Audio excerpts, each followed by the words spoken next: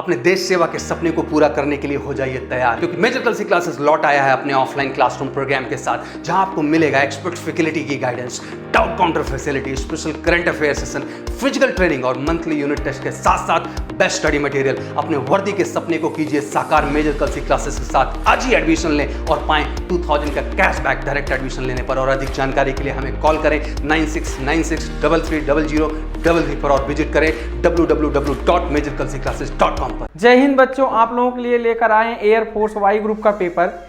देखिए यहाँ पे आपका रीजनिंग का पार्ट हम करा रहे हैं। इसमें फर्स्ट क्वेश्चन आपको दिया गया है कोडिंग डिकोडिंग से। यहाँ पे देखिए जैसे दिया गया है, नेम को कोड किया गया है 4258 के रूप में लिखा जाता है, तो मीन का मतलब मीन का क्या संकेत होगा। तो इस तरीके से आप देखेंगे यहाँ पे किसका कोड किया गया है। यहाँ पे जो भी नेम लिखा हुआ है सेम टू सेम आपका स्पेलिंग इधर लिखा हुआ है। तो यहाँ पे देखिए एन लास्ट में आता है, तो एन का कोड क्या किया गया है 4, तो लास्ट में क्या आ जाएगा आपका 4 आएगा। ए कितना है यहाँ पे 2 है, तो यहाँ पे कितना हो जाएगा 24, तो 24 सिर्फ और सिर्फ एक ऑप्शन में है। आप इस तरीके से क्वेश्चन को जल्दी कर सकते हैं। अगला क्वेश्चन देखिए, अगला आपको दिया गया है सीरीज से। यहाँ पे देखिए कितना कितना जोड़ा गया है। यहाँ पे 5 ऐड हुआ, फिर इसके बाद आपका 6 ऐड हुआ, फिर अगला जो है 7 ऐड हुआ, फिर अगला जो है 5 6, फिर 12 7 19, फिर इसके बाद कितना ऐड हुआ 8। तो अगला आपका जो ऐड होगा वो कितना होगा 9 ऐड होगा, और 27 और 9 कितना हो जाएगा 36 आ जाएगा आंसर। तो क्या हो जाएगा 36 हो जाएगा। नेक्स्ट क्वेश्चन देखिए आप, यहाँ पे दिया गया है कि 9 को 45 लिखा जाता है, उसी तरह से 39 को क्या लिखा जाएगा। तो यहाँ पे देखिए इंटू 5 किया गया है, तो अगला इंटू 5 करेंगे तो कितना आ जाएगा 195 होगा आपका। तो कितना आ जाएगा 195 होगा। अगला क्वेश्चन देखिए, P और Q भाई हैं, तो यहाँ पे P और Q कैसे हैं, ये दोनों लोग भाई हैं। अब यहाँ R और S बहने हैं, P का पुत्र, यहाँ पे P का पुत्र P का पुत्र S का भाई है, S का भाई है, तो R और S कैसी हैं, बहने हैं। तो R और S ये दोनों बहने हैं। Q का R से क्या संबंध होगा, Q का संबंध पूछा जा रहा है R के क्या लगेंगे Q, तो इनके ये पिताजी के भाई क्या लगते हैं, आपके चाचा लगते हैं, अंकल लगते हैं। ठीक है, अगला क्वेश्चन हम लोग देखते हैं। यहाँ पे दिया गया है कि रवि पूरब दिशा में चलते, ईस्ट में चलते हैं, तो आपका ईस्ट हुआ कितना किलोमीटर है 3 किलोमीटर। फिर यहाँ से ये लोग राइट मुड़ते हैं, राइट मुड़ेंगे तक इसका राइट क्या हो जाएगा आपका साउथ डायरेक्शन में 4 किलोमीटर चलते हैं। उसके घर से स्कूल तक सीधा दूरी, तो यहाँ से यहाँ तक आपसे सीधी दूरी पूछी जा रही है, तो इसमें क्या लगेगा आपका पाइथागोरस लगेगा। तो कितना आ जाएगा 3 3 जा 9 प्लस 4 4 जा कितना हो जाएगा 16, कितना आ जाएगा 25।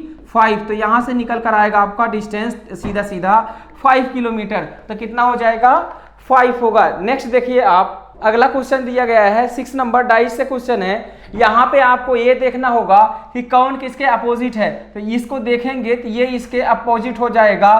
तो यहाँ पे आपको ध्यान रखना है, ऑप्शन एलिमिनेशन ट्रिक लगाते हैं। दो विपरीत सतह ना तो एक साथ दिख सकती हैं और ना ही एक साथ छिप सकती है, ये आपको ध्यान देना है। तो यहाँ पे देखिए कि ये इसके विपरीत है, तो ये दोनों एक साथ नहीं आ सकते। ऑप्शन ए में एक साथ आ गए, इसकी वजह से क्या हो जाएगा गलत हो जाएगा। ऑप्शन ए में भी आया है और ऑप्शन डी में भी आया है, तो ना तो ए ऑप्शन होगा और ना ही डी ऑप्शन होगा। इसके अकॉर्डिंग देखिए ए ऑप्शन यहाँ है और यहाँ है, 3 ऑप्शन में है, तो सिर्फ एक ऑप्शन आपका बचता है, इनमें से कोई नहीं। नेक्स्ट क्वेश्चन देखिए आप, यहाँ पे दिया गया है कि घड़ी की दोनों सुइयों के बीच का कोण कितने बजे सर्वाधिक होगा, कितना टाइम होगा वहां पे। तो आपने देखा होगा जब 4 बजते हैं तो 4 आपका किस तरीके से बजेगा, इस तरीके से बजेगा, और जब 9 बजेगा तो आपका इस तरीके से बजेगा, और जब 6 बजेगा तो आपका 6 जो है ऐसे बज जाएगा, और 5 जब बजेगा तो कितना होगा उस समय आपका ऐसा होगा।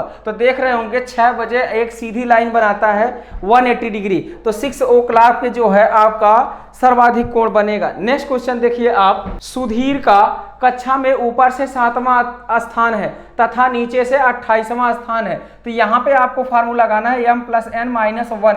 ये क्या बताता है हमें, टोटल बताता है। m आपका बायां साइड दायां साइड -1 करना है, तो यहाँ पे बताइए ऊपर से जो है 7वां है, तो 7 + 28वां है और टोटल निकालेंगे तो -1 कर देंगे। 28 7 कितना हो जाएगा, 35 में से 1 जाए कितना आ जाएगा आपका 34 आ जाएगा। तो कौन सा हो जाएगा, ए ऑप्शन। नेक्स्ट क्वेश्चन देखिए आप, नेक्स्ट क्वेश्चन दिया गया है आपको 9 नंबर, आपको बताना है कि इसकी जगह कौन सा अंक आएगा। तो यहाँ पे देख रहे होंगे इनका डिफरेंस कितना हुआ 11 का यहाँ स्क्वायर दिया गया है, इनका डिफरेंस देखेंगे कितना आएगा 13 का स्क्वायर दिया गया है। इसी तरीके से आप निकालेंगे 32 - 17 कितना आ जाएगा 15 का स्क्वायर कितना आ जाएगा आपका 225 हो जाएगा। नेक्स्ट क्वेश्चन देखिए आप, यहाँ पे दिया गया है रोटेशन बेस्ड पर, तो यहाँ पे इस वाली वैल्यू को देखेंगे तो यहाँ पे ये क्लॉकवाइज चल रहे हैं 45 डिग्री यहाँ पे, यहाँ से यहाँ कितना हुआ 45 डिग्री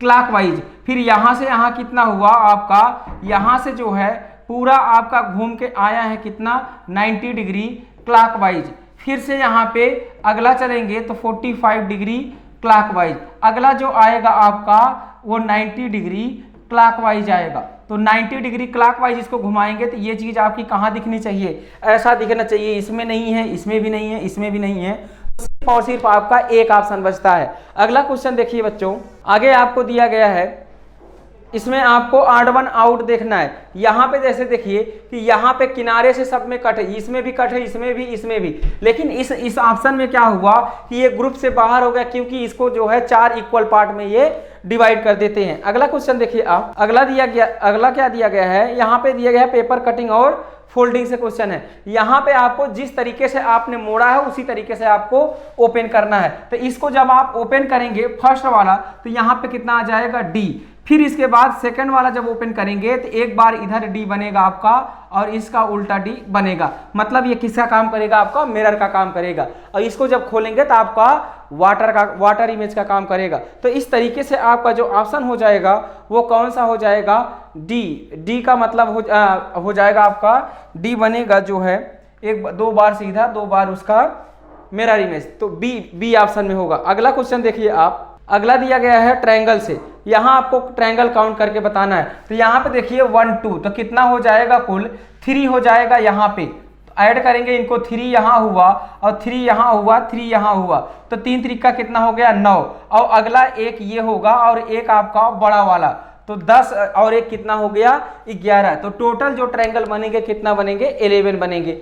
नेक्स्ट देखिए आप, अगला क्वेश्चन दिया गया है आपको, यहाँ पे बताना है कि कौन सा फिगर जो है ये इससे बनाया जा सकता है। तो यहाँ पे देखेंगे यहाँ पे कितने पार्ट होंगे इसके 1 2 3, और यहाँ पे कितने पार्ट दिया गया है 4 पार्ट दिए गए हैं, इसका 3 ही पार्ट हुआ। तो यहाँ पे 1 2 3 4 ये हो सकता है, यहाँ पे छोटे दिख गए 1 2 3 4 यहाँ पे, लेकिन यहाँ 2 स्क्वायर हैं, ये ऑप्शन नहीं होगा ना, तो ये ऑप्शन होगा, और इसमें 3 ही पार्ट है, तो कौन सा ऑप्शन बचा आपका बी ऑप्शन बच जाएगा। अगला देखिए क्वेश्चन आप, लास्ट क्वेश्चन आपको दिया गया है यहाँ पे देखिए ये बताना है आपको कौन किसमें जो है ये फिगर हिडन है। अगर आप इसमें तलाशते हैं तो ये देखिए उल्टा बना दिया गया, तो ये नहीं होगा, यहाँ पे ये फिगर आपको नहीं दिख रहा है। यहाँ की अगर बात करें तो यहाँ से निकला होना चाहिए था, ये भी नहीं होगा, तो यहाँ पे देखेंगे तो पूरा क्या हो जाएगा आपको मैच कर जाएगा। ठीक है बच्चों, ये आपका एयरफोर्स वाई ग्रुप का पेपर था।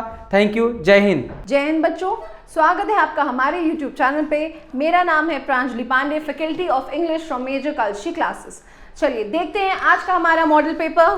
पहला क्वेश्चन है हमारा एरर पॉइंट ऑफ व्यू से। Find out the error in each of the following sentences if any. अगर कोई एरर है इन सेंटेंसेस में और आपको क्या करना है, उसको फाइंड आउट करना है और मार्क करना है A, B, C या फिर D option, right. If there is no error your answer will be D। Fine, चलिए देखते हैं अपना पहला क्वेश्चन बच्चों। The two artists differ markedly। दोनों ही आर्टिस्ट क्या करते हैं, अपने टेम्परामेंट्स में डिफर करते हैं, ठीक है, उनका बिहेवियर में डिफरेंस है। One was reserved and cautious and the other was rude and boastful। The two artists differ markedly, ये एक पार्ट ऑफ द सेंटेंस है।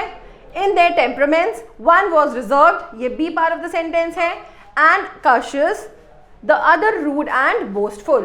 Now हमको पता है कि जब भी हम नाउन के साथ, जब भी हम बॉय बोलते हैं, that is of course your singular noun, fine, but when we say to boy, is this statement correct? No।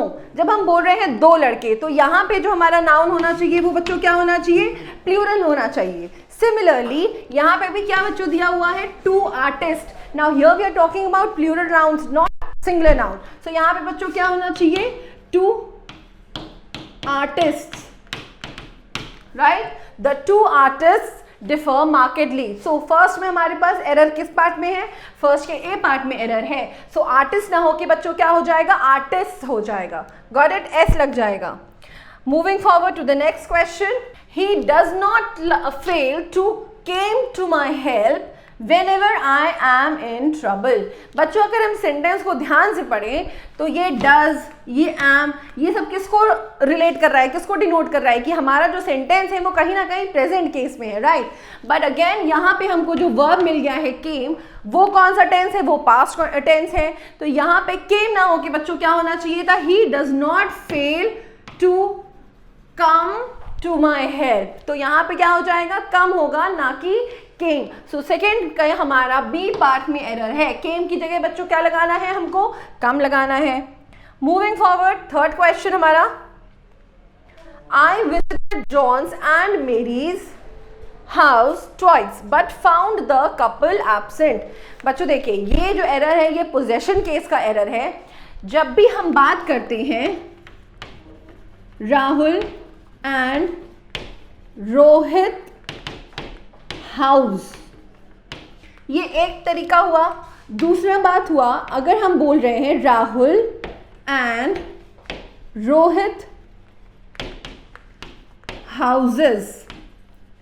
देखिए यहाँ पे जो हमने नाउन का इस्तेमाल किया है वो सिंगुलर नाउन का इस्तेमाल किया है। दैट शोज कि राहुल और रोहित दोनों का जो घर है वो एक है, फाइन। तो जब दोनों ही एक घर की बात होगी उस केस में हम दोनों में पोजेशन ना लगा के एक मतलब आखिरी वाला जो नाउन होगा उसमें पोजेशन लगाएंगे to show that the Rahul and Rohit house is the same. क्योंकि यहाँ पे जो नाउन है वो बच्चों क्या दिया हुआ है, सिंगुलर दिया हुआ है।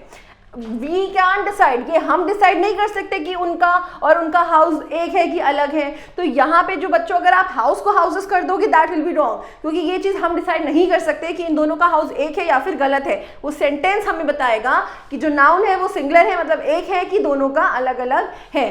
तो सिमिलरली हमको यहाँ पता चला कि दे आर हाउसेज, यहाँ पे हाउसेज हैं तो ऑफ कोर्स राहुल का अलग हाउस होगा और रोहित का हाउस क्या हो जाएगा बच्चों, अलग हो जाएगा। तो यहाँ पे क्या होना चाहिए था case, Rahul's and Rohit houses, right. So यहाँ पे हमको क्या मिल गया है, जॉन्स एंड मेरीज हाउस। यहाँ पे जो हाउस है वो सिंगुलर है, मतलब एक की बात हुई है। तो अगेन यहाँ पे दोनों में हमारा पोजेशन ना लग के सिर्फ किस में लगेगा पोजेशन, मेरी में पोजेशन लगेगा, जॉन में पोजेशन अपॉस्ट्रोफी एस नहीं लगेगा। तो the sentence will be I visited John and Mary's house twice but found the couple absent. तो फर्स्ट हमारे ए पार्ट में क्या है बच्चों, एरर है। Moving forward to the next question.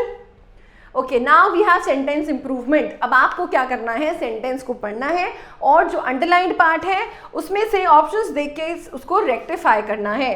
So the first question is, I told him what matter had made him sad. देखिए अब वो खुद सैड हो रहा है तो how will I tell him the matter, जो उसको उदास कर रहा है। तो यहाँ पे टोल्ड ना हो के क्या होना चाहिए, चलिए देखते हैं अपने ऑप्शंस की तरफ। I told him why, no. I told him when matter, बिल्कुल नहीं। I asked him what matter, exactly। हम उससे पूछ रहे हैं ना कि उसको बता रहे हैं। हमने उससे पूछा या मैंने उससे पूछा उसको किस बात से उसने दुखी हुआ, राइट, किस बात से वो क्या हुआ, दुखी हुआ। तो यहाँ पे टोल्ड ना हो के बच्चों क्या होना चाहिए, I asked him what matter made him sad। Got it? So fourth का हमारा C answer will be the correct one. This is first time that I have heard of such atrocious behavior. ये पहली बार है कि मैंने इतना surprised, इतना arrogant behavior face किया है। So बच्चों यहाँ पे क्या होना चाहिए, first के साथ देखिए यहाँ पे हमको एक article की जरूरत है क्योंकि first यहाँ पे position बता रहा है, ordinal number है, right? So यहाँ पे क्या हो जाएगा बच्चों, a first, and first या फिर the first। बच्चों जब भी ऑर्डिनल नंबर है, पोजीशन बताता है, तो उस केस में हम किसका इस्तेमाल करेंगे, द का इस्तेमाल करेंगे। तो यहाँ पे क्या होना चाहिए, this is the first time that I have heard of such atrocious behaviour. So 5 का C will be your correct option. आगे बढ़ते हैं। नेक्स्ट है बच्चों हमारा fill in the blanks. Now you have to read the question. Question पढ़िए, अब उस ब्लैंक की जगह कौन सा ऑप्शन फिट हो सकता है, आपको उसको सेटल करना है। चलिए पढ़ते हैं अपना question. The condition of the farmers is pitiable. जो कंडीशन है फार्मर्स की वो क्या है, दयनीय है, ठीक है, वो दया करने लायक है। नाउ बच्चों यहाँ पे हमको क्या मिल गया है, ये है अनफेवरेबल एडजेक्टिव। अनफेवरेबल मतलब एक type of negative adjective, not a good adjective, right, this is somewhere a negative one, so unfavourable adjective है ये। और जब हम अनफेवरेबल एडजेक्टिव की बात करते हैं उस केस में हम फेयरली का इस्तेमाल ना करके किसका इस्तेमाल बच्चों करेंगे, रादर का इस्तेमाल। तो जब अनफेवरेबल एडजेक्टिव होगा तब हम उस केस में रादर का इस्तेमाल करेंगे, और फेयरली का इस्तेमाल बच्चों तब होता है जब हम फेवरेबल एडजेक्टिव की बात करते हैं। Got it? जब हम फेवरेबल एडजेक्टिव की बात करेंगे उस केस में हम फेयरली का इस्तेमाल करेंगे, और जब अनफेवरेबल मतलब यहाँ पे ये चीज़ एक नेगेटिविटी को शो कर रहा है, उनकी कंडीशन अच्छी नहीं है। अगर कंडीशन अच्छी होती तब हम फेयरली का इस्तेमाल कर सकते थे, राइट। सो यहाँ पे बच्चों क्या होना चाहिए, यहाँ पे फेयरली बच्चों नहीं होगा, यहाँ पे होना चाहिए the condition of the farmers is rather pitiable. I hope आपको फेयरली और रादर के बीच में डिफरेंस समझ में आ गया होगा। Got it? Now moving forward, कोई भी तुमको अपना स्टैंड लेने या फिर कोई भी तुमको अपना स्टैंड एक्सप्लेन करने से या फिर लेने से नहीं रोकेगा। तो बच्चों यहाँ पे क्या होना चाहिए, नोबडी विल प्रोहिबिट। अब हमको यहाँ पे जो वर्ब मिला है दैट इज योर प्रोहिबिट, और प्रोहिबिट के साथ जनरली हम लोग एक फिक्स्ड प्रीपोजिशन का इस्तेमाल करते हैं, और वो क्या होना चाहिए, फॉर, इन, फ्रॉम या फिर to. So the correct option will be C. यहाँ पे क्या होना चाहिए बच्चों, nobody will prohibit you from explaining your stand. Got it? So यहाँ पे 7th का बच्चों क्या हो जाएगा, 7th का C will be your correct answer. Moving forward, next है हमारे सिनोनिम्स। नाउ आपको क्या करना है, वर्ड को पढ़ना है, उसका मतलब पता होना चाहिए आपको, और उसके बाद उसके सिमिलर वर्ड या सिमिलर मीनिंग वाले शब्द को ऑप्शंस में से ढूंढना है। नाउ वैंक्विश, तो वैंक्विश का मतलब क्या होता है, बच्चों वैंक्विश का मतलब क्या होता है, वैंक्विश का मतलब होता है हराना, right, to win. So now we have 4 options, yield, defeat, fail या फिर डल। नाउ ईल्ड का मतलब होता है उपज, ईल्ड का मतलब बच्चों क्या होता है, उपज। डिफीट का मतलब होता है हराना, फेल का मतलब होता है खुद हारना, और डल का मतलब होता है सुस्त, राइट। सो आई होप आपको आंसर्स पता चल गए होंगे। वैंक्विश का करेक्ट आंसर बच्चों क्या हो जाएगा, defeat will be the correct option. Got it? So 8th का B is our correct answer. आगे बढ़ते हैं बच्चों, नेक्स्ट वर्ड है हमारा ट्रिवियल। नाउ ट्रिवियल का मतलब क्या होता है, ट्रिवियल का मतलब होता है पेटी, पेटी का मतलब होता है तुच्छ। सो ट्रिवियल का मतलब क्या हो गया, तुच्छ, जो चीज़ें अवॉइड की जा सकती हो, जो इतनी ज़्यादा इंपॉर्टेंट ना हो, right. She argued on trivial matters, उसने छोटी छोटी बातों पे क्या किया, बहस किया, फाइन। नाउ हमारे पास क्या ऑप्शन है, मिस रूल, मोरल, अपीयर या फिर नेग्लिजिबल। नाउ मिस रूल का मतलब क्या होता है, मिस मैनेजमेंट, मतलब सही तरीके से काम ना होना, मिस मैनेज। तो मिस रूल सही ऑप्शन नहीं हो सकता। मोरल क्या होता है, जैसे मॉरल वैल्यूज होती हैं, that is related to your moral. Appear का मतलब सामने आना किसी के। नेग्लिजिबल, नेग्लिजिबल का मतलब होता है कोई चीज़ जो ना के बराबर हो, जो एग्जिस्ट ही नहीं करती हो, राइट। सो तुच्छ का मतलब भी क्या था बच्चों, जो कहीं ना कहीं वो चीज़ जो एक एग्जिस्टेंस में नहीं हो। सो 9th का एक एप्रोप्रिएट ऑप्शन हो जाएगा हमारा D, negligible. Got it? So यहाँ तक हमने किसको डिस्कस किया, synonyms. Now we'll move forward to our antonyms part. चलिए पहला वर्ड है हमारा sedulous. Now what is the meaning of sedulous. देखो बच्चों, सेड्यूलस का मतलब होता है परिश्रमी। सेड्यूलस का मतलब होता है परिश्रमी, या फिर आप उसको ये भी बोल सकते हैं hard working, right. So now what we have to do is, हमको इसका एंटोनिम ढूंढना है, मतलब ऑपोजिट वर्ड। हमारे क्या ऑप्शंस है, कीन, प्रिपेयर, डल और फोर्स। कीन का मतलब होता है इंटरेस्ट लेना, ठीक है। प्रिपेयर का मतलब होता है किसी चीज को तैयार करना। डल का मतलब होता है सुस्त, और फोर्स का मतलब होता है बल, ताकत। सो यहाँ पे हमने बच्चों किसकी बात करी है, हार्ड वर्किंग, मतलब जो मेहनती हो, और इसका ऑपोजिट क्या हो जाएगा बच्चों, 10th का सी, मतलब सुस्त। इसका करेक्ट आंसर हो जाएगा 10th का C will be your appropriate answer. Now moving forward, intricate now intricate का मतलब क्या होता है बच्चों? इंट्रिकेट का मतलब होता है कोई भी चीज़ जो जटिल हो, जो आसानी से समझी ना जा सकती हो, जिसको आप बोल सकते हैं कॉम्प्लिकेटेड। ठीक है, इसको आप और क्या बोल सकते हैं बच्चों? इंट्रिकेट को कॉम्प्लिकेटेड, जिसको आप, या कॉम्प्लेक्स चीज़ें जिसको आप आसानी से समझ नहीं सकते हो। सो हमारे पास कौन कौन से ऑप्शंस हैं?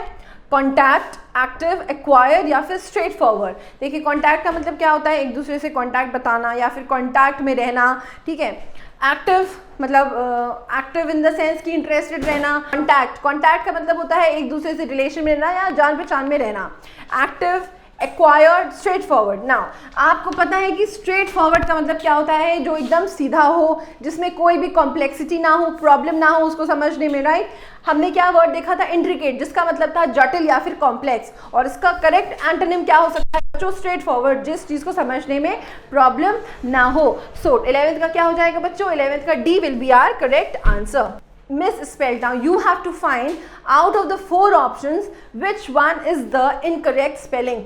4 ऑप्शंस में से करेक्ट स्पेलिंग यहाँ पे किस वर्ड में दी गई है? चलिए देखते हैं अपने ऑप्शंस की तरफ। जेलसी, डिफेंस, अफेक्शनेट या फिर वैक्सीनेशन। नाउ जेलसी की स्पेलिंग एब्सोल्युटली करेक्ट है, affectionate is also absolutely correct, vaccination is also correct, but the spelling of defence is wrong. So what will be the correct spelling? DEFENSE. So 12th का B option is the correct answer. Moving forward, read the options and find out which spelling is incorrect here. Mosquito, realize, nave या फिर irrelevant. बच्चों नेव का मतलब होता है धूर्त, ठीक है? नेव का मतलब होता है धूर्त। Mosquito spelling is right, realise is correct, naive is correct. Irrelevant मतलब कोई चीज़ जो रिक्वायर्ड नहीं हो या फिर ज़रूरी ना हो, इसकी स्पेलिंग बच्चों गलत है, और करेक्ट स्पेलिंग क्या हो जाएगी? IRRELEVANT. So this is your correct spelling for the given word. 13 का D is the correct answer. Now next you have one word substitution. एक क्वेश्चन है आपका one substitution से रिलेटेड। चलिए देखते हैं आपका question. A record of one's own life written by oneself, मतलब खुद की आत्मकथा। अगर आप इसको एक हिंदी में बोलिए तो ये क्या है? आत्मकथा, right? A record of one's own life written by oneself. Now we have the options: history, bibliography, biography या autobiography. Now as you all know, answer आपको पता चल गया होगा। करेक्ट आंसर बच्चों क्या हो जाएगा? करेक्ट आंसर हमारा हो जाएगा ऑटोबायोग्राफी। बट व्हाट इज जीवनी ग्रंथ सूची, but what is biography and bibliography? देखिए बायोग्राफी होती है जीवनी, और बिब्लियोग्राफी क्या होती है? ग्रंथ जीवनी, right? So bibliography and biography, और हमारा करेक्ट आंसर क्या है? 14 का डी, ऑटोबायोग्राफी, आत्मकथा। चलिए next question. A brave, noble-minded, chivalrous man. Now, what do you call such a person who is brave, noble-minded और chivalrous? Chivalrous का मतलब होता है बच्चों उदार, ठीक है? Generous person, generous या फिर आप बोल सकते हैं उदारवादी। So, who is that person? Reckless, gallant, handsome और listener. बच्चों reckless का मतलब होता है लापरवाह। So, ये ऑप्शन तो absolutely wrong हो गया। Handsome, handsome is not a brave और a noble minded person. Listener is one जो लिसन करता है। सो आपका करेक्ट ऑप्शन क्या हो गया बच्चों? 15 का B, gallant. Gallant is a person who is brave, noble minded और चिवलरस या फिर जेनरस। Got it? सो 15 का B option will be the correct answer. Moving forward to idiom and phrases. अब है आपका ईडियम और फ्रेजेस का question. Read the idiom and find out कि कौन सा ऑप्शन यहाँ पे करेक्ट बैठ सकता है। From hand to mouth. Now hand to mouth का मतलब क्या हो गया? हाथ से लेके मुंह तक? नो, ये जो इडियम्स होते हैं इनका अपना ही एक अलग मीनिंग होता है। Let us find out. Something repeated often, कोई चीज़ जो बार बार रिपीट की जा सकती हो। कंज्यूमिंग फूड, फूड खाना, ऑफ कोर्स नहीं, बहुत बच्चों को ऐसा लग रहा होगा बट ये गलत है। To survive without saving, hitting someone by hand on the mouth. C A, B and D options are absolutely wrong. The correct answer is to survive without saving. From hand to mouth मतलब बहुत मुश्किल से गुजारा कर पाना। So correct option क्या हो जाएगा बच्चों? 16 का C will be your correct answer. आगे बढ़ते हैं। Question number 17. To set the Thames on fire. अब यहाँ पे सच में थेम्स को आग नहीं लगानी है, it is just a idiom, जिसका करेक्ट आंसर क्या हो सकता है? To wreak evil on something, to do heroic deed, to destroy with fire, या फिर to try to do the impossible, to set the Thames on fire। यहाँ पर हमको थेम्स को आग सच में नहीं लगानी है। Here we are talking about to do something of great value, कुछ strong, कुछ बहादुर का करना। Now to wreak evil on something, to do heroic deed, to destroy with fire, या फिर to try to do the impossible। So correct option बच्चों क्या हो जाएगा? Correct option will be to do heroic deed, कुछ बहुत अच्छा या फिर बहादुर कुछ करना, अच्छा करना। So 17 का B will be your correct answer। Now next we have the comprehension। Now what you have to do is pause the comprehension, take a screenshot, read it, and then we will solve the questions। Fine. Now let's move over to the question, the comprehension part। Books are by far the most lasting product of human effort। Temples crumble into ruins, pictures and statues decay। देखिए यहाँ पे ये क्या बताने की कोशिश कर रहा है कि जो हमारी बुक्स हैं वो एक लॉन्ग लास्टिंग हमारी एफर्ट, हमारी मेहनत का रिजल्ट देती हैं और वो खुद भी लॉन्ग लास्टिंग होती हैं। इवन जो टेम्पल्स होते हैं वो क्या हो जाते हैं? बिल्कुल तबाह हो जाते हैं रुइंस में, ठीक है। They get crumbled, they scattered into small small pieces. Pictures and statutes, temples कहाँ तक लिमिटेड रह जाते हैं? सिर्फ पिक्चर्स तक, और जो स्टैटूज होती हैं, जो वहाँ पे मूर्तियाँ होती हैं, वो भी क्या हो जाती हैं? खंडित हो जाती हैं, तबाह हो जाती हैं। बट बुक्स के साथ ऐसा कुछ भी नहीं है, वो हमेशा सर्वाइव करती हैं। Time does not destroy the great thoughts which are as fresh today as when the first passed through the author's mind ages ago। Now, जब उस ऑथर के दिमाग में वो फ्रेश थॉट आया होगा, उस टाइम से लेके आज तक भी वो थॉट उतना ही फ्रेश, उतना ही वैल्यूएबल और उतना ही प्रेजेंट टाइम में भी क्या है? एप्लीकेबल है। सो वो जो बुक्स होती हैं वो कभी भी डिस्ट्रॉय नहीं होती, उनकी वैल्यू कभी भी खत्म नहीं होती। Moving forward, the only effect of time has been to throw out of currency the bad products। For nothing in literature can long survive but what is really good and of long lasting value। Books introduce us into best society, they bring us into the presence of the greatest minds that have ever lived। We hear what they said and did, we see them as if they were really alive, we sympathize with them, enjoy with them and grieve with them।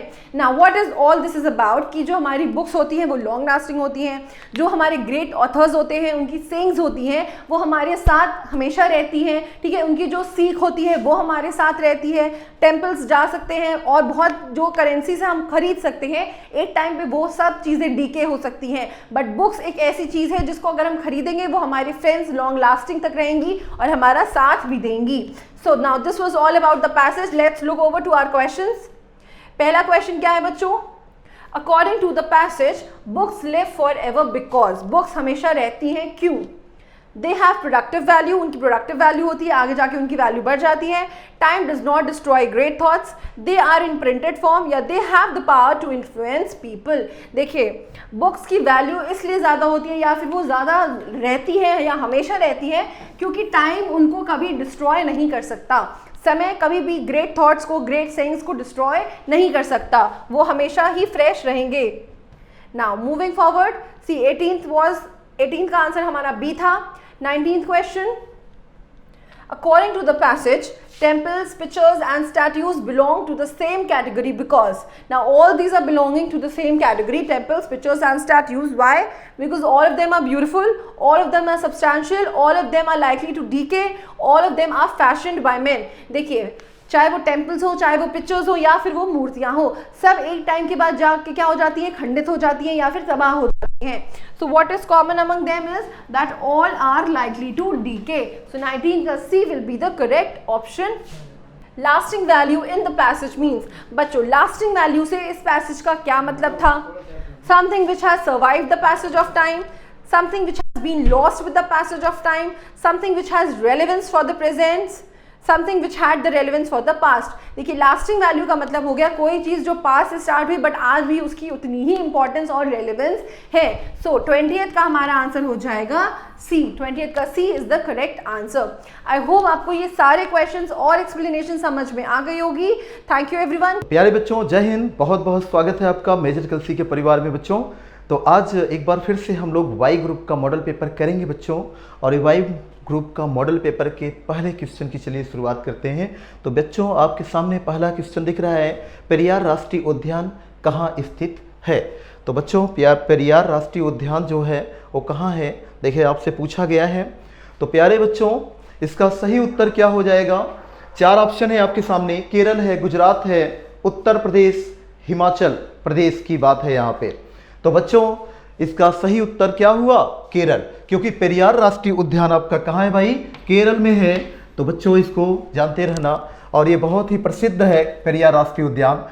प्रमुखतः अगर हम बात करें किसके लिए जाना जाता है, तो बच्चों हाथियों के लिए जाना जाता है। हाथियों के संरक्षण के लिए बेसिकली हम इसको पेरियार राष्ट्रीय उद्यान को जानते हैं। तो प्यारे बच्चों जैसे देखो गुजरात लिखा हुआ ऑप्शन में ना, तो हमारा उत्तर तो ए हो गया। गुजरात की बात अगर करें ना, तो गुजरात में एक गिर राष्ट्रीय उद्यान है, और गिर राष्ट्रीय उद्यान शेरों के लिए जाना जाता है, जो कि काफ़ी प्रसिद्ध है। देखो ऑप्शन और भी अगर हम बात करें, Dudhwa national park, Dudhwa national park Uttar Pradesh में है बच्चों। और अगर हम हिमाचल प्रदेश में बात करें तो देखो एक पिन वैली के नाम से एक आपका वहाँ पे है, जो कि काफ़ी प्रसिद्ध है बच्चों, वह भी तो हिमाचल प्रदेश में है। चलो मूव करते हैं बच्चों अगले क्वेश्चन की तरफ, और अगला क्वेश्चन हम लोगों को हो जाएगा सेकंड नंबर पे। ये देखिए ये आपके सामने आ गया। तो प्यारे बच्चों जल्दी से आंसर करने की कोशिश करिएगा। पूछा गया where will be held the 22nd FIFA football world cup. तो प्यारे बच्चों इसका आंसर 4 ऑप्शन है आपके सामने, इंडिया, ऑस्ट्रेलिया, जापान, कतर। तो कहाँ पे होगा 22वां फीफा फुटबॉल विश्व कप। तो बच्चों जो ये फीफा देख रहे हैं आप, ये फीफा, ये आपका फीफा। तो फीफा जो आप देख रहे हैं इसका फुल फॉर्म होता है, इसका फुल फॉर्म अगर हम देखें तो इसका फुल फॉर्म होता है फेडरेशन और यप से, पहले यप से क्या हो जाएगा बच्चों, फेडरेशन होता है, और आई से होता है इंटरनेशनल। आप यहाँ पे इंटरनेशनल आप ये लिखें, और आगे इसी के आगे मैं इधर लिख रहा हूँ बच्चों, ये नले इंटरनेशनल। डी फुटबॉल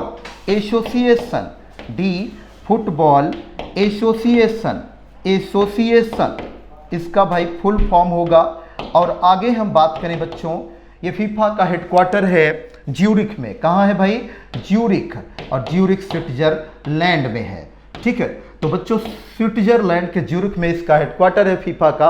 और यही फीफा फुटबॉल से रिलेटेड आप देख रहे हैं एक संस्था है बच्चों, और यह संस्था जो है क्या होता है कि 4 साल में फुटबॉल का विश्व कप खेला जाता है, वर्ल्ड कप खेला जाता है। तो आपसे 22वां फीफा फुटबॉल के बारे में, फुटबॉल विश्व कप के बारे में पूछा गया है। तो सही उत्तर क्या होगा बच्चों, इसका सही उत्तर हो जाएगा कतर। तो option D will B correct. इसके बाद बच्चों बात करें तो कतर तो इसका सही उत्तर हो गया। आगे हम देखें तो ये 22वां जो फुटबॉल है ना, ये 2022 में आपको देखने को मिलेगा, 2022 में। अब 2022 में यानी कि कतर में खेला जाएगा बच्चों, तो इस बात को भी ध्यान रखिएगा आप लोग। चलिए तो हमारा जो प्रश्न पूछा है उसके according option D will B correct. Next question बच्चों उसको देख लिया जाए, और नेक्स्ट क्वेश्चन है हम लोगों का 3rd नंबर पे। ये देखो आ गया, ये भी आपके सामने। और प्यारे बच्चों क्वेश्चन देखिएगा और उसको आंसर करने की कोशिश करिए। शोर मंदिर स्थित है, देखिए 4 ऑप्शन गिवन है, ये मदुरै, हम्पी, माउंट आबू, महाबलीपुरम। तो शोर टेम्पल पूछा गया है कि इसकी लोकेशन कहाँ है, लोकेटेड ये कहाँ पे है बच्चों, यह पूछा जा रहा है। तो देखो यहाँ पे चारों ऑप्शन में आपका जो करेक्ट आंसर हो जाएगा यह महाबलीपुरम हो जाएगा। क्या हो जाएगा, महाबलीपुरम हो जाएगा। तो ऑप्शन आपका यहाँ पे डी करेक्ट हो गया। ठीक है, तो बच्चों ये शोर मंदिर, हम महाबलीपुरम की बात करें तो देखो उधर ना हमारे रथ मंदिर हो गए, जो ये आपके जो भीम, द्रौपदी, इन सब पर देखा जाए, अर्जुन यानी जो पांडव थे बच्चों, और जो द्रौपदी, इन सब के नाम पर स्थापित हुआ है रथ मंदिर। और ये रथ मंदिर महाबलीपुरम का रथ मंदिर देखा जाए बच्चों तो उधर मंदिरों की श्रेणी देखी जाए तो काफ़ी है बच्चों, और ये महाबलीपुरम इसके लिए ये भी जाना जाता है। ऑप्शन तो यहाँ पे हमारा जो क्वेश्चन पूछा उसके अकॉर्डिंग तो डी हो जाएगा। बट बच्चों ऑप्शन में जो और भी चीज़ें लिखी है ना, जैसे देखो मदुरई, ये मदुरई भी बात करें अगर हम तमिलनाडु में तो बेसिकली मदुरई तो मंदिरों का शहर कहा जाता है, मंदिरों का शहर मदुरई को कहा जाता है बच्चों, तो यह भी ध्यान रखिए। देखिए हम्पी की बात करें तो हम्पी यह भी साउथ इंडिया में ही है, और हम्पी भी साउथ इंडिया में बेसिकली हजारा मंदिर वगैरह हो गए बच्चे, तो ये सब हम्पी में पाए जाते हैं। कर्नाटक, लोकेशन इसकी भी कर्नाटक, मदुरई। माउंट आबू राजस्थान का एरिया है, और दिलवाड़ा का प्रसिद्ध जो जैन मंदिर है वो देखो आपके माउंट आबू में पाए जाते हैं। तो हमारा शोर मंदिर कहाँ है बच्चों, ये महाबलीपुरम में है, इसके अकॉर्डिंग तो हमारा डी ऑप्शन सही होगा। चलिए नेक्स्ट क्वेश्चन बच्चों देख लेते हैं, और नेक्स्ट क्वेश्चन बच्चों 4th नंबर पे आपके सामने है, और उसमें पूछा आपसे गया है कि when was the started quit India movement, Bharat छोड़ो आंदोलन कब शुरू हुआ था, आपसे यह पूछा जा रहा है। और 4 ऑप्शन फिर से आपके सामने, 1940, 1941, 1942, 1947।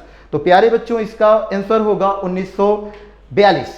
9 अगस्त 1942 को क्या हुआ था बच्चों कि 9 अगस्त 1942 को भारत छोड़ो आंदोलन शुरुआत हुई थी, और यह महात्मा गांधी जी की ये मतलब इस आंदोलन में उनके द्वारा मतलब एक तरीके से शुरुआत किया गया बच्चों। और यह 9 अगस्त 1942 को शुरू किया गया, और उन्होंने इस आंदोलन के दौरान एक नारा भी दिया गया, और नारा ये दिया गया अंग्रेजों भारत छोड़ो, अंग्रेजों भारत छोड़ो। और बच्चों इस आंदोलन के दौरान जीरो ऑपरेशन चलाया गया था, जीरो ऑपरेशन। तो जीरो ऑपरेशन आप ध्यान रखिएगा, जीरो ऑपरेशन जो है इसी के द्वारा ना इसी आंदोलन में चलाया गया था। और मैंने जैसे कि आपको बताया है कि अंग्रेजों भारत छोड़ो, यह तो भारत छोड़ो जैसे यह सब बच्चों यहाँ से शुरू हो गया, ये सब स्लोगन दिए गए, तो यह सब बातें आप ध्यान रखिएगा। तो जो प्रश्न पूछा गया है उसके अकॉर्डिंग ऑप्शन सी हमारा करेक्ट होगा। तो मूव करते हैं बच्चों नेक्स्ट क्वेश्चन की तरफ, और नेक्स्ट क्वेश्चन है आपका 5th नंबर पे। देखो थल सेना दिवस कब मनाया जाता है, इससे रिलेटेड प्रश्न है। Army day is celebrated on, तो बच्चों आर्मी डे मैं आपको देखो जो प्रश्न पूछा गया है उसके अकॉर्डिंग तो हमारा ऑप्शन ए सही हो जाएगा, ऑप्शन ए, क्योंकि 15 जनवरी को थल सेना दिवस हम लोग मनाते हैं। हम आपको और भी बातें यहाँ बताते हैं बच्चों, ध्यान से मेरी बात सुनिएगा। देखिए थल सेना दिवस तो हम लोग 15 जनवरी मनाते हैं बच्चों, लेकिन 8 अक्टूबर की बात हम करें तो हर साल 8 अक्टूबर को आप एयरफोर्स डे के रूप में मनाते हैं, इंडियन एयरफोर्स डे के रूप में मनाते हैं, इस बात को ध्यान रखना, एयरफोर्स डे के रूप में। और बच्चों अगर हम बात करें 4 दिसंबर की, तो 4 दिसंबर को आप मनाते हैं यहाँ पे नेवी डे के रूप में, तो इंडियन नेवी डे के रूप में आप मनाते हो। कब मनाते हो भाई, 4, हाँ यहाँ पे आप नेवी डे के रूप में 4 दिसंबर को हर साल आप इसको भी मनाते हैं। तो प्यारे बच्चों ध्यान रखना 15 जनवरी को आप थल सेना दिवस के रूप में मनाते हैं, जो कि प्रश्न आपके प्रैक्टिस मॉडल पेपर में है बच्चों, तो उसमें 15 जनवरी आंसर हो जाएगा। लेकिन आप ध्यान रखना 8 अक्टूबर को आप जो है 8 अक्टूबर को एयरफोर्स डे के रूप में मनाते हैं, और 4 दिसंबर को आप नेवी डे के रूप में मनाते हैं, इस बात को ध्यान रखना। हम बात करें नेक्स्ट क्वेश्चन की, तो चलो हम लोग नेक्स्ट क्वेश्चन देख लेते हैं क्या है हमारे मॉडल पेपर में बच्चों। ये 6 नंबर पे है, और 6 नंबर पे मॉडल पेपर में आपको जो क्वेश्चन दिख रहा है, देखो निम्न में से कौन सा देश 15 अगस्त को अपना स्वतंत्रता दिवस मनाता है। तो प्यारे बच्चों अभी तक 15 अगस्त मनाने के लिए हम लोग भारत को जानते थे, और यहाँ देखो जो ऑप्शन दिख रहा है उस ऑप्शन में भारत नहीं दिख रहा है। तो बच्चों आखिर इस ऑप्शन में वो कौन सा देश है जो 15 अगस्त को अपना स्वतंत्रता दिवस भारत के साथ मनाता है। तो वह देखो हम बात करें अगर, तो मैं यहाँ पे आपको एक्सप्लेन भी कर दे रहा हूँ साथ ही साथ। देखना 4 देश आपको यहाँ मिलेंगे, और वह जो कि 15 अगस्त को बच्चों अपना स्वतंत्रता दिवस मनाते हैं। एक तो हम बात करें यहाँ पे बहरीन देश है बच्चों, वह मनाता है। कांगो की बात करें बच्चों तो कांगो भी मनाता है। और बच्चों हम बात करें दक्षिण, ये जो आपका दक्षिण कोरिया लिखा है यह भी मनाता है, और बच्चों भारत भी मनाता है, तो यहाँ भारत भी हो जाएगा। तो 4 देश आपको ये देखने को मिल रहे हैं कि जो आपके मनाते हैं तो यहाँ पे समझ गए होंगे आप कि इसका आंसर क्या हो गया, सी। तो आपने आंसर जरूर किया होगा और वो दक्षिण कोरिया आपने आंसर किया होगा। तो बच्चों सी आंसर इसका सही हो गया। साथ ही आप ध्यान रखना, बहरीन, कांगो, दक्षिण कोरिया, भारत, ये सभी जो हैं अपना 15 अगस्त को स्वतंत्रता दिवस मनाते हैं। तो बच्चों नेक्स्ट क्वेश्चन देख लेते हैं और ये है हम लोगों का 7वें नंबर पे। तो प्यारे बच्चों इसको भी आप करने की कोशिश करिएगा। देखिए पूछा गया है भारतीय मानक समय और ग्रीनविच मीन समय के बीच क्या अंतर है। यानी आपसे भारतीय मानक समय की हम बात करें तो ये IST बोलते हैं आप, इंडियन स्टैंडर्ड टाइम, IST। और बच्चों जो ये ग्रीनविच मीन टाइम लिखा हुआ है इसको आप GMT बोलते हैं। क्या बोलते हैं, GMT शॉर्ट में बोलते हैं ना। तो IST और GMT के बीच में कितना अंतर है समय का, वह आपसे पूछा गया है। तो आप जानते हैं कि यह GMT लंदन में बच्चों, और यह IST 82.5 डिग्री, आपको याद होगा 82.5 ये जो डिग्री देशांतर रेखा है, वह देशांतर रेखा जो भारत में गुजरती है, आप मिर्जापुर से मानते हैं कि गुजरती है प्रयागराज के समीप। प्रयागराज के समीप यानी उत्तर प्रदेश में प्रयागराज के समीप मिर्जापुर से बच्चों यह रेखा मानी जाती है कि मतलब मानी गई है कि आपकी भारतीय मानक समय रेखा गुजरती, जहां से आपने भारतीय मानक समय रेखा माना हुआ है। तो प्यारे बच्चों इस बात को ध्यान रखना है आप कि यह 82.5 डिग्री यानी ईस्ट वाला, क्योंकि GMT आपका देखो वो लंदन में है और GMT से IST, तो यहाँ से यहाँ तक जाने में, यहाँ से अगर हम जैसे कहें यहाँ अगर 12 बजा है तो यहाँ कितना बजेगा, अगर ये दोपहर का 12 इधर हो रहा है तो IST कितना होगा, यानी वही दोनों के बीच में अंतर पूछा गया है। तो प्यारे बच्चों इसका आंसर आप जानते हैं फिर कि 5.5 घंटा का अंतर है, यानी कि यहाँ पे कितना बजा होगा भाई, 5:30 हुआ होगा, 5:30 IST पे, यानी 82.5 डिग्री ईस्ट पर आपका 5:30 बज रहा होगा। यानी इन दोनों के बीच में कितना अंतर है भाई, 5.5 घंटा का अंतर है। तो ऑप्शन बी हमारा यहाँ पे करेक्ट हो जाएगा। बच्चों नेक्स्ट क्वेश्चन देख लेते हैं और नेक्स्ट क्वेश्चन जो है 7th के बाद 8 नंबर पर आएगा और ये आपके सामने आ गया है। आप इसका आंसर प्लीज जल्दी करें। देखिए भारत रत्न से सम्मानित प्रथम महिला कौन थी, तो इंदिरा गांधी, देविका रानी, लता मंगेशकर, प्रतिभा पाटिल। तो प्यारे बच्चों इसका आंसर क्या हो जाएगा, आपने किया ही आंसर जल्दी से, और ये ए ऑप्शन आपका सही हो जाएगा। देखो भारत रत्न की अगर हम बात करें ना तो 1954 में भारत रत्न की शुरुआत हुई थी। आपके उस समय तत्कालिक जो राष्ट्रपति थे डॉक्टर राजेंद्र प्रसाद, उन्होंने बच्चों भारत रत्न देने की ये शुरुआत उस समय कर दी थी।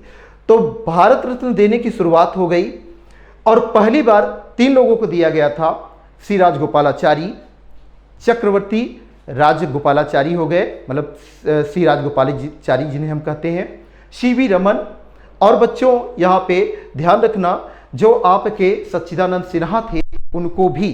तो 3 लोगों के आपने ये पुरस्कार देना, मतलब 1954 में आपने पहली बार दिया। कौन कौन, CV रमन, सी राजगोपालाचारी और बच्चों सर्वपल्ली राधाकृष्णन। इन तीनों लोगों को आपने पहली बार ये पुरस्कार दिया 1954 में। आगे हम बात करें तो आगे आपने 1955 में यह पुरस्कार पंडित जवाहरलाल नेहरू को मिला, जो कि पहले प्रधानमंत्री थे जिन्हें यह पुरस्कार भारत रत्न मिला, क्योंकि यह भारत रत्न भारत का सबसे सर्वोच्च पुरस्कार है, भारत का सबसे सर्वोच्च पुरस्कार है प्यारे बच्चों, इस बात को जानते रहना। और फिर आगे हम देखें तो आगे बच्चों इंदिरा गांधी जी को भी मिला 1971 में। 1971 में बच्चों उनको भी ये पुरस्कार मिला भारत रत्न से। तो अभी तक 1971 के पहले कोई ऐसी महिला नहीं थी बच्चों जिन्हें यह पुरस्कार मिला हो। तो पहली बार अगर किसी महिला को यह अवार्ड मिला तो वह इंदिरा गांधी थी, और इंदिरा गांधी बच्चों प्रधानमंत्री भी थी। तो प्रधानमंत्री भी थी और इनको महिला भी होने का गौरव प्राप्त हुआ भारत में, जिन्हें भारत रत्न से सम्मानित किया गया। ये भारत रत्न बच्चों भारत का सबसे सर्वोच्च पुरस्कार है, याद रखिएगा। आज तक हमने 48 लोगों को यह पुरस्कार दिया है। 2019 में आपने नाना देशमुख, भूपेन हजारिका और प्रणब मुखर्जी, इन 3 लोगों को आपने 2019 में यह पुरस्कार दिया। और प्यारे बच्चों अगर हम बात करें इसकी तो भारत रत्न आप ध्यान रखना कि यह भारत रत्न बेसिकली क्या है कि आज 48 लोगों को तो दिया गया है और इसमें एक चीज यह भी बड़ी बात है कि ये तो नागरिक क्षेत्र में सर्वोच्च पुरस्कार है। अगर वही हम सैन्य क्षेत्र में देखें ना तो उसमें परमवीर सबसे बड़ा पुरस्कार मानते हैं हम।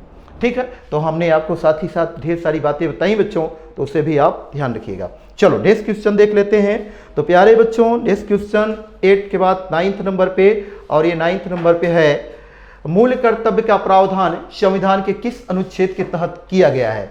तो प्यारे बच्चों आपने आंसर जरूर किया होगा ऑप्शन डी, क्योंकि यही हमारा सही उत्तर हो जाएगा।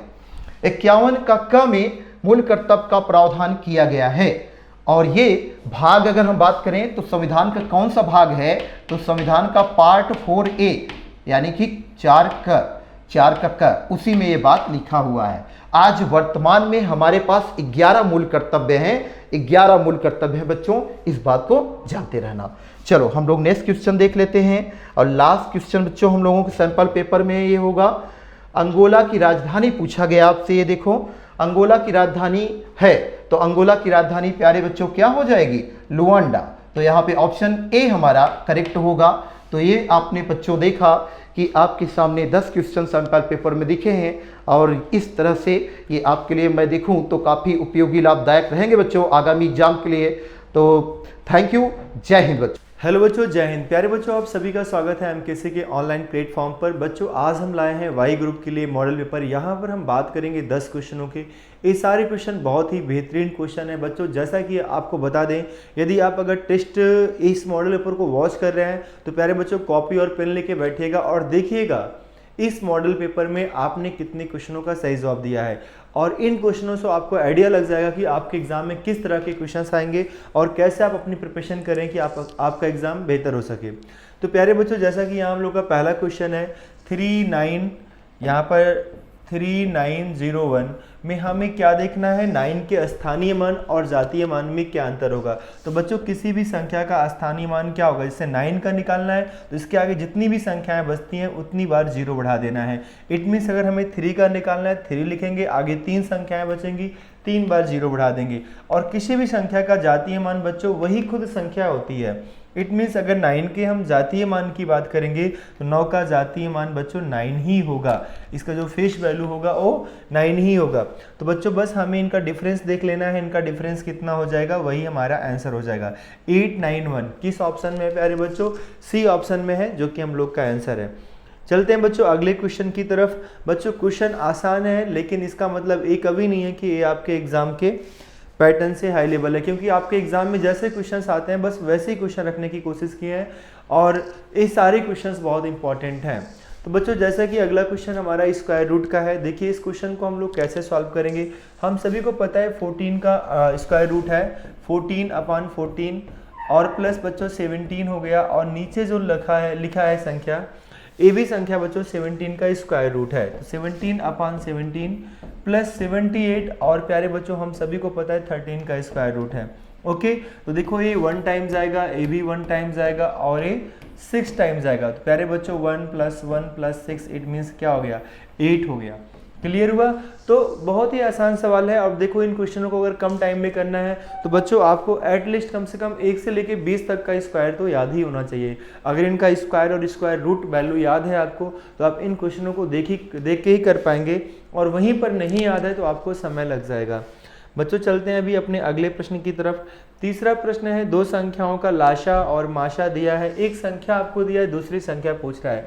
प्यारे बच्चों आप सभी को पता होगा इसका फार्मूला होता है पहली संख्या गुणे दूसरी संख्या बराबर लाशा गुणे माशा। इस फार्मूले से आप सबके जो भी आपको 3 वैल्यू आपको गिवन होगा, चौथे वैल्यू का मान आप फाइंड आउट कर लेंगे।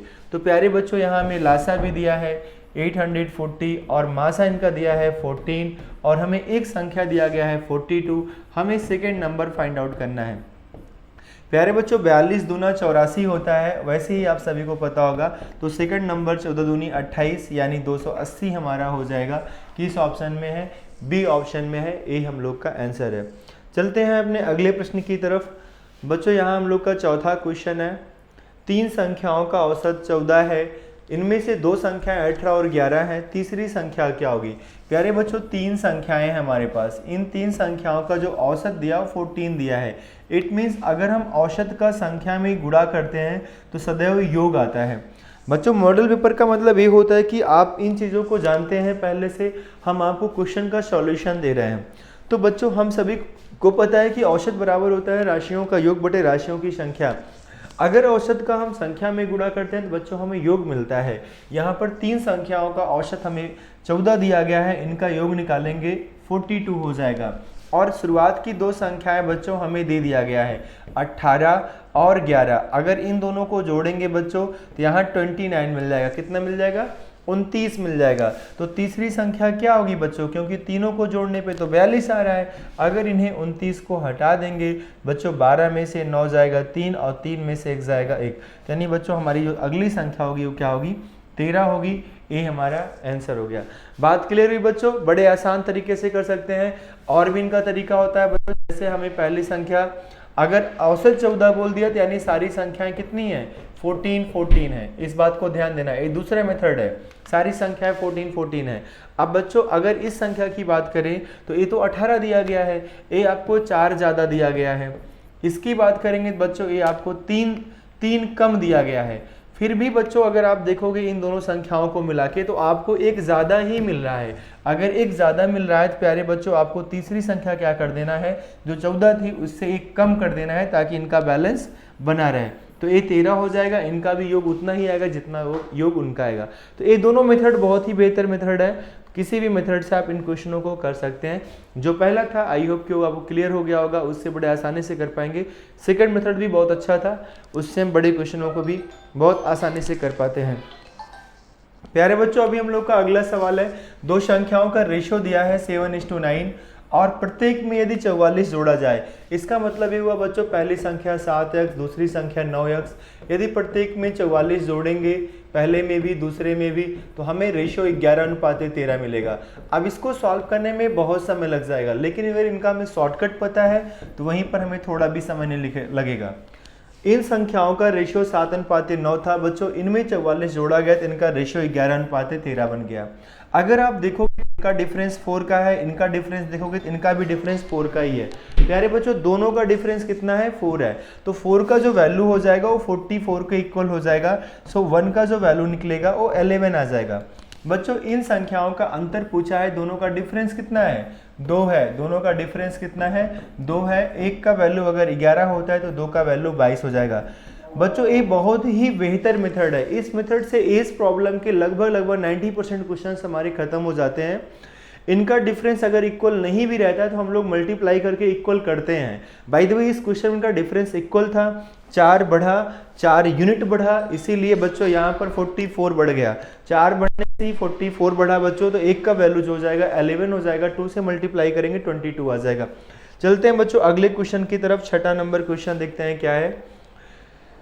6वां क्वेश्चन है बच्चों, यहाँ हजारी और मुरारी की कुल आय 3000 है। हजारी अपनी आय का 60%, मुरारी 80% व्यय करता है। इनकी बचत समान है, हजारी की आय क्या होगी? बच्चों हजारी अपनी आय का 60%, मुरारी 80% व्यय करता है। अगर 60% व्यय करता है तो 40% सेव करता है, और मुरारी बच्चों अगर 80% व्यय करता है तो 20% अपना सेव करता है। तो दोनों का एक क्या हो गया? इक्वल हो गया। उसने ऐसा कहा है कि इनकी बचत क्या है बच्चों? समान है।